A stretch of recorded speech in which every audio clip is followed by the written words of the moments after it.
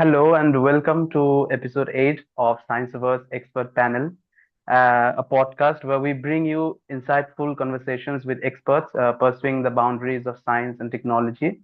I'm your host, Anirban. Today we have with us architect Souktik Bhattacherjee, space architect and urban designer. He is a member of Space Settlement Technical Committee at American Institute of Aeronautics and Astronautics.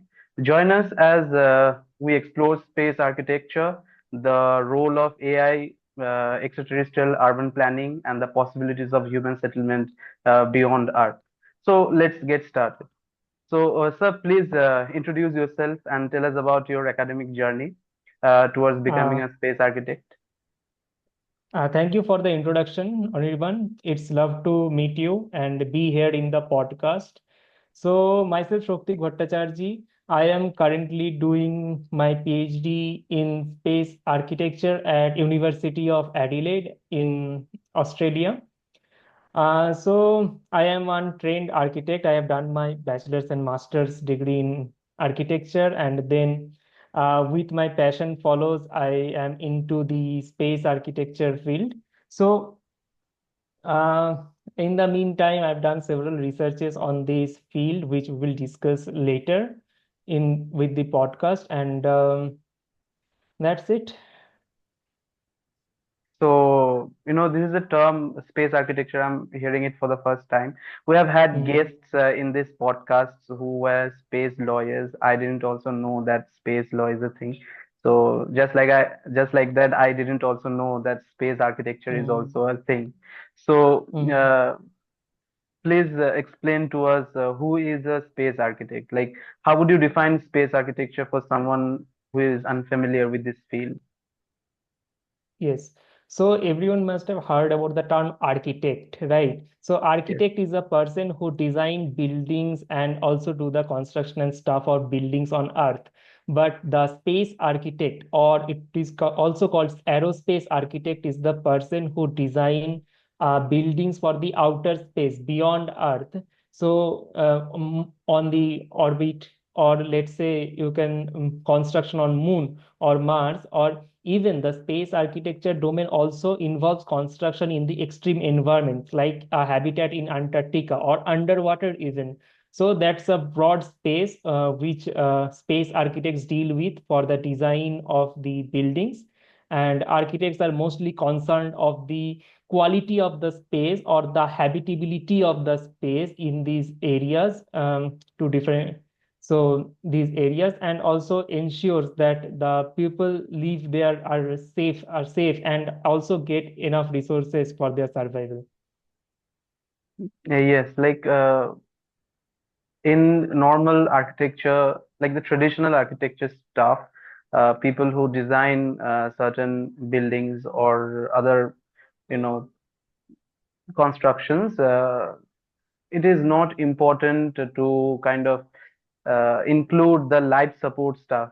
But I guess that in space architecture, it is, life support becomes a very important thing. So there must be some big design challenges based on that. Like you are supposed to sustain humans in outer space, so definitely they would have to have a life support. So, what are the biggest challenges in designing sustainable habitats for space, and how do you how do architects overcome them? Okay, so see, there are several challenges that space architects come across. So you should understand that when the space architects design for the habitats, let's say on Moon, there is no atmosphere like on Earth. On the Earth, in the atmosphere there is oxygen.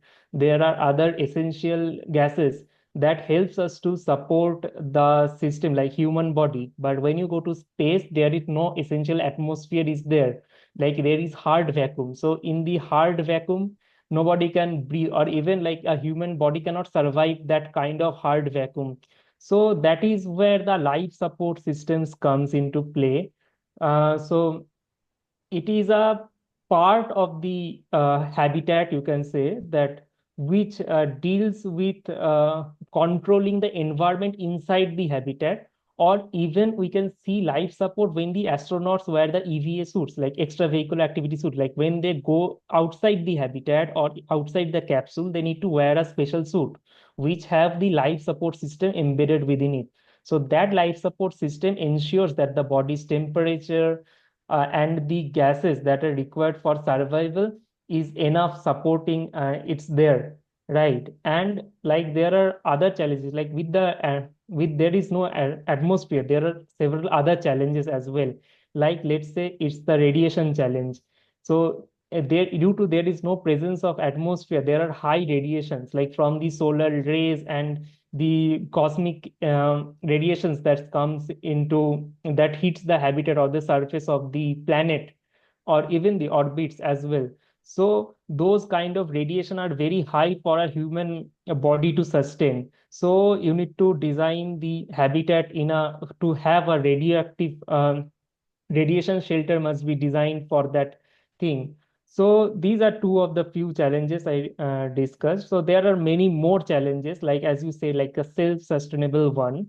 So for self-sustainability, you need to understand that how do we sustain in space, or let's say to break down it, I can say that okay, I have a resource, I have a some kind of resource, and how do I sustain it for a long time, or how do I use it for a very long time? So that's why the concept of sustainability comes into play. So when we design for the sustainability, we look for some kind of advantages that we get on the lunar surface, like if we particularly design for moon. So one of them is, let's say, lunar regolith we have. So regolith means the stone or the rocks that we have on moon. Those can be utilized with some construction procedure to make the habitat. Or let's say there are a lot of thorium on the lunar surface, so someone can utilize the thorium to form energy. Or even the solar energy is also great, plays a great role, like to as a solar power that we use inside our homes, right? So like that also there is another thing called recycling of the water. So water is very limited out there, right?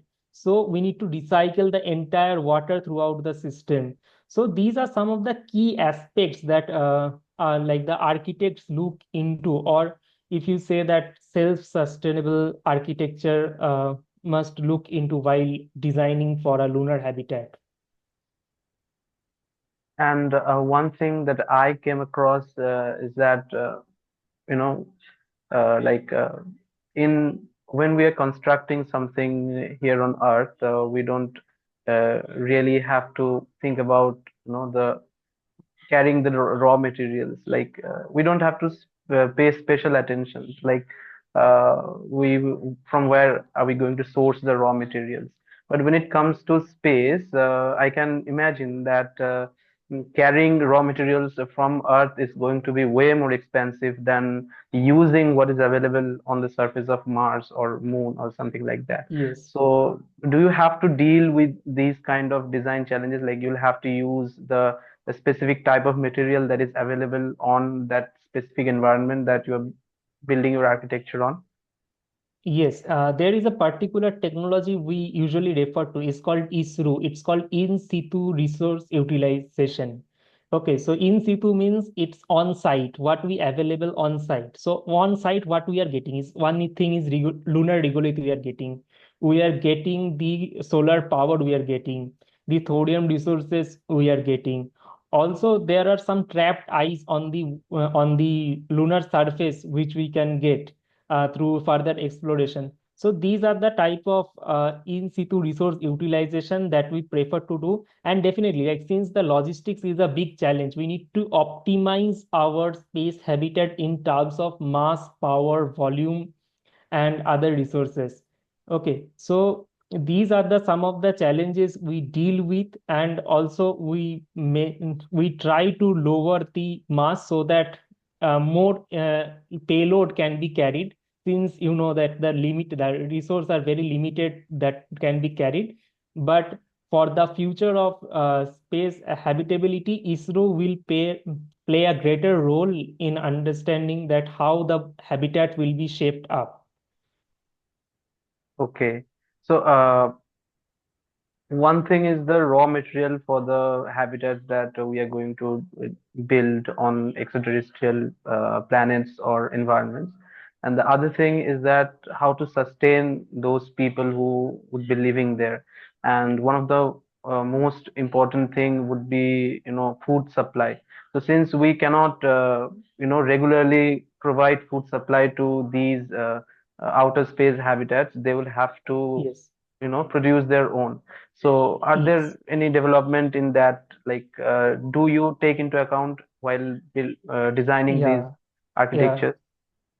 Yeah, definitely. Like this is one of the very most important questions that scientists are finding way that what will happen to the food? We can construct, we can live, but what about the food? We cannot carry a lot of food out there, right? So it take about a weeks to about few weeks to go to moon and then settle down. So how much food will you carry, right? So that is why the scientists came up with a technology called hydroponics farming. That is also these days is popular in Earth. So hydroponic farming is the farming without soil. Like it gives the plant the resources through its roots and let it grow in some of sort of lighting and stuff. So with the hydroponics farming, the astronauts are planning to do the farming on the surface of moon. So so another challenge is that we can so see if you are doing hydroponics or producing food on the lunar surface. So in long term, you can see there are a lot of benefits. That is that it is utilizing water and also it is giving out oxygen. So you can include that inside the life support system. So when you include that whole thing inside the life support system, there is a new term. There is a term called bioregenerative life support system. So that bioregenerative life support systems comes into play. So that is a life support system that I guess is yet to be tested or somewhat tested in our orbits. So that technology will enable us to sustain for a much longer term that we can through the normal life support system, which currently uses the chemicals into account for the production of oxygen and also like capture of carbon dioxide. And another most important ISRO technology that I really find amazing is a technology where we utilize the water present on the lunar surface and tran transform that water into a propellant. So when you can do that, it essentially means you don't have to carry your propellants to carry the persons, the astronauts from the other planet to the one planet. So you don't have to carry the fuel to bring them back. So the technology is called that it's based on the reaction called Sabatier reaction. So what happens in that reaction is that like we have the high like the H2O, which is water. We electrolyze that water, so it becomes H2 plus O2. And then with the H2 component being there with the hydrogen, we mix the carbon dioxide in a process so that it forms methane. So methane becomes the key component for the propulsion thing to happen. So this is one of the technology. Again, it's a part of ISRO. So when you find water on the moon, you are not just consumption, we are utilizing for just consumption, you are just utilizing for the propulsion systems as well. So these are some of the technologies we look into. One quick question. Like, uh, you said that we add carbon dioxide to make it methane.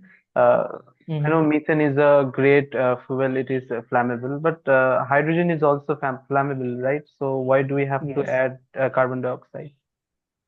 So it is essentially like a type of, there are several types of rocket propulsions that are available. Okay, since this is not again in my forte, but still I will try to answer this. So the thing is there are several type of rocket boosters. There are solid rocket boosters, which essentially have a lot of a solid component is there. So once you ignite that, it ignites completely. It's uncontrollable reaction. But like the rocket stays on path. So solid rocket boosters you can see on the SLS, that is the space shuttle program. The rocket that is used in the space shuttle program is the solid boosters, is based on solid boosters. But if you see on the other sides, that is liquid boosters are being used. So that is much controlled. So in those liquid boosters, there are several types of fuels that scientists look into. One of them is methanol, and I think like it have some oxygen related, like it mix with oxygen to burn. Give out fuel. Methane is used, and then kerosene is also used. Like in the future, I think kerosenes would be used. I think it's and then I also found that there are some Indian startup that are planning to use CNG in their gas as well, so the propulsion. So these are some of the technologies that are being used in terms of rocket propulsion. So it deals with that. Like it's not that why can't we use that, but there are already established rocket propulsion technologies that helps the rocket to go from one place to other. So it has to do more with like the design of the rocket engine rather than Yes, the exactly how the rather than the shape. propulsion works. Yes. Okay. Yes. Got it.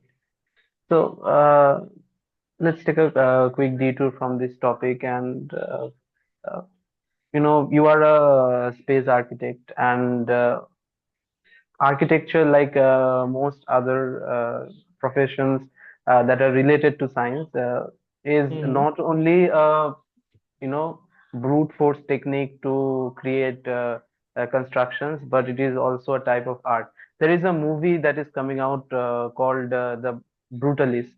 So it Okay. portrays the art side of architecture. Like architecture is Hmm. also a art, along with being a science of designing buildings and constructions. Hmm. So I have heard that your artwork is landing on the moon tomorrow. Like that sounds exciting. So please enlighten us about it, and how do you feel about all this? Yeah. So it is not essentially landing tomorrow. So it just landed like I think a few minutes before it just landed on the surface of moon. And I'm not Okay. sure about the mission success yet, but I think whatever I saw like a few minutes back of this podcast is that it's landing in a smooth pace, and the landing sequence has been started because all the people have given their thumbs up on each subsystem, and it's on progress, and I think by this time it already have landed. So it's a very beautiful story. Like how much can you dream? Like there is a thing like so something like I cannot even dream as well. Like anyone cannot dream. Like they're having their artwork land on moon. That's crazy, right? So how that happened is that I usually look for opportunities in space, how to get closer to space, and it have to deal with like the my motivation to get closer with space have to deal with my childhood. So I studied in DAV Model School, Durgapur. So it is this district is Paschim Bardhaman, and it's a part of West Bengal, Durgapur city. So in the Durgapur I grew up. I did my kindergartens to the my high secondary schooling there at CBSE board. So I remember when I was very little, my primary standard library had a portrait of Kalpana Chawla in her spacesuit. So, as a child, I used to dream to be like her. Like she is an inspiration for many in terms of who wants to be an astronaut. And like I really admired her since she was also a part of DAV college for some moment I heard. So that even gave me more thrill, like someone a lady who became an astronaut is also a part of my institution, who had been a part of my institution, gave me enough thrill and courage to dream to be an astronaut. So that is where my journey to space actually started. And also, my parents even encouraged me to read more about space. I got a lot of books from them to see the beauty of space, the nebula, the galaxy. And I remember there is a book called Hikers. So it's an encyclopedia of everything. It had everything, but the space was my favorite one since it had beautiful pictures of nebula and galaxy. So that's why my interest of space grew. But yeah, like when so later the space architecture journey started. We can discuss it later, but yeah. So I was looking into the opportunities into space, and suddenly a competition came up. It was from a company called Orbital Space Corporation, which renamed itself as now Above Space. So their competition was about the future of space. Like, how do you see the future of space is in your artwork? So I was very excited to be part of that. So it is a company based in America. So they are building space stations, like commercial space stations for future. And they had that competition came up, like how we all view. So there are several opportunities available. So I just put my eyes down and just said, okay, let's participate, since like I love art, and like for being artist at some level, I am into architecture. So I thought that why not? Let's give it a try. And from that point, I had a view that the space tourism is gonna be huge at some point. So the space tourism can go up to a place like it's like a movie ticket. Like you just need to have a movie ticket, swipe right, and then you are in space. So that is the age that we are looking into in the future, right? With the reusable rockets and stuff. So that was the vision. My vision came into that I should like I drew a portrait. I tried to make a digital art of a portrait where there are two couples. There is a couple in the space behind a lunar background. So that was the art, the glimpse of the art that I can explain. So that was the vision, that this can be the future too. Like a normal person like you and me, who are not a trained astronaut or trained military person. For now, if you see into the astronaut segment, you can see that most, like without like there are some other astronaut programs that have started, called the citizen program, I guess. So they that target to the normal people and giving them training to go to space. But other than that, if you see into the normal standard space missions, you can see that most of the people who are trained astronaut are from military, or they are heavily trained. Like they are not they have like they are selected very carefully, right? Yes, So most that of was them the are from vision. Air Force. Yes, yes, yes, Yeah. yes. Yeah. So that was the like the vision for me, that normal people can go and have their honeymoon in space, in the orbits behind a lunar. So it's a massive feeling. So that feeling actually drove me towards creating an art. So I was like, and then I just left it and submitted it happily, and then I didn't thought of much of what result will come anyway. So after a few months, I guess, I got a mail from them that my art was selected as the honorable mention, not in the topper, but in the honorable mention list.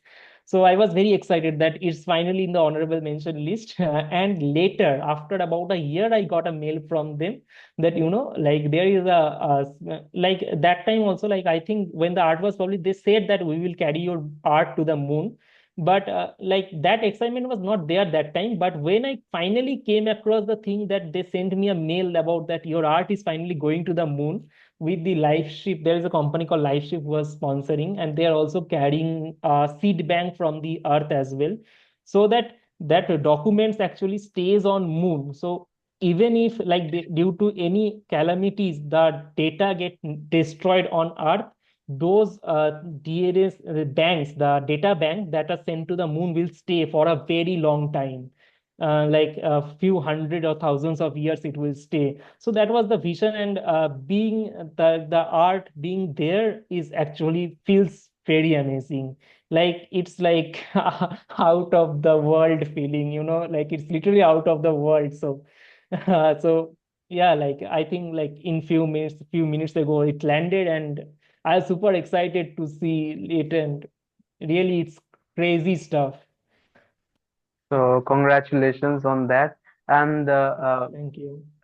can I ask, like, which space mission is it? Like, who are taking these Yes. uh, Yeah, artwork to the moon? so the lander, the rocket that was used was SpaceX Falcon 9 rocket. It was used to actually carry the lander. So there are part of the mission. So a part of the mission is actually sending some orbital satellites. Like when it got to the orbit, it sends some satellites out in the orbit, and then again the lander portion gone to the moon. So the lander is actually is a part of Firefly Aerospace. So it is not NASA who is like it's a collaboration with NASA. So the Firefly Aerospace is essentially doing the descent and all the like, they have a rover of themselves, Firefly Aerospace. Inside that rover, I think there are several components of NASA and I think one maybe from ISRO. I'm not sure, but like the thing from where the rover comes out, that lander will have the live ship bank. It's a very tiny, like I think this size would be the thing in which the entire seed bank and the artwork is stored inside this element. So there are other artworks as well, like who are the winners of the competition, and also like there are several categories in the competition, like adult category, kids category. So all of these artworks are going. So like you can see the thing that is that it's very much accessible. Like the space is now accessible, right? So that is the main thing that's happening with the advent of the private players coming into role, that space is become more accessible to us. So this is the first stage, I feel. But in 20 years, space would be more accessible to us. Even in my dreams, I can say that in 20 years, we can see that some chapters would be how to build small satellites, or CubeSats would be taught in these schools. So that's kind of space we are going into. That's definitely exciting. We were discussing about artwork on the moon, and yeah, it's definitely a great feeling to have your artwork on the moon. I have a similar experience, though it is not a artwork, but not as significant as yours. Like, have you heard of the Europa Clipper Love to hear mission? it. I would love to hear it. Okay, so have you heard of the Europa Clipper mission? Yes, yes. Yeah, so it's currently on its way to Jupiter. No, not Mhm. The Jupiter system. Jupiter's Yes, yes, moon, I think yes. it's going Moon. to uh, Europa. I Yes. think it's about 4 years. I think in 4 years it will go, or Yeah, yeah, yeah. how much time it will So take? 4 years. 4 or 5 years. I think by Yes. 2028 it would be 20, there. 28, Uh, 29. Yes, yeah. So yes. uh, when the announcement came up that the dates were scheduled when it's going to launch, NASA Mhm. on their website launched a campaign, message in a bottle. So Yes, yes, yeah, so I gave my name, and I received a confirmation email. Like anyone who gave their name yes, received a yes, confirmation yes, email.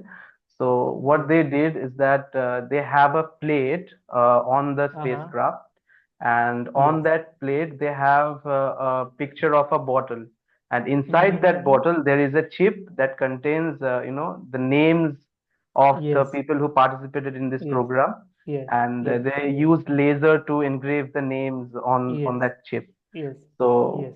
yeah, so when the Europa Clipper mission took off, my thought was like, yeah, my name is there on that spacecraft.